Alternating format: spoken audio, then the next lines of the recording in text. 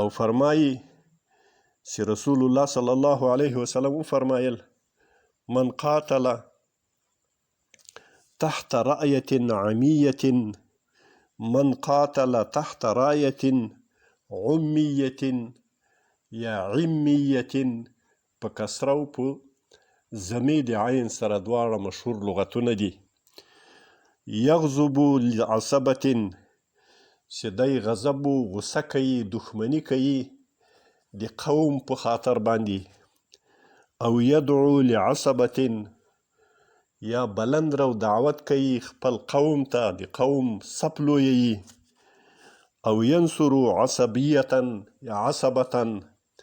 یا مدد و مرسته کوي د قومیت په تقاضا باندې.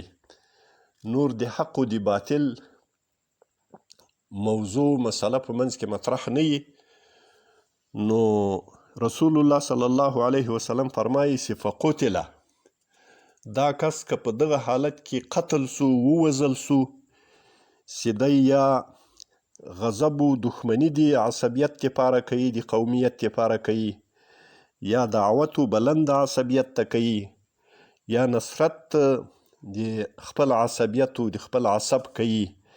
بې له لحاظ د حقیته، نو دی که په دغه حالت کې ووژل سو فقتلة جاهلیه د ده دغه قتل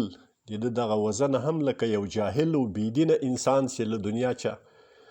تیر سو ولاړ او ووژل سو په باطل سب کې ووژل سو، نو د ده هم دغه مرګ و دغه قتل په همهغه اندازه باندې ده. الله تبارک وتعالی دې دغه فتنو وساتي. د موږ خپلو ټولو مؤمنانو ورونو ته دا دعوت ده چې که هغه هزاره ده، که هغه ازبک ده، که هغه تاجک ده، که هغه ایماق ده، که هغه ترکمن ده، که هغه پښتون ده، که هغه پشهیي ده، که هر قوم او هر صنف هرې حصې ته منسوب ده، نو هغه په همدغه کلمه باندې سره ورونه یو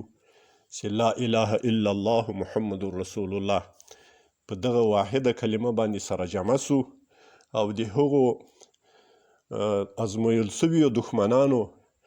او د هغه ازمویل سوو اوباشانو چې په کلونو کلونو بلکې په لسهاوو کلونه یې د مظلومو بیچارهو مؤمنانو مسلمانانو وینې وزبېښلې، په قتلونو باندې د هغو لوبې وکړې، په سرونو د هغوی لوبې وکړې،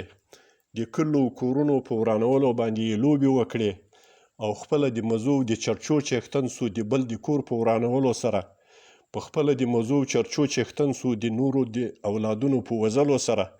او اوس هم په خارج کې او په دې باندې کې ورته ناست دي په خپلو ډېرو استاد ژوندو کې او په مفشنو محلونو کې او په عیشي ژوندونو کې چې هر قسم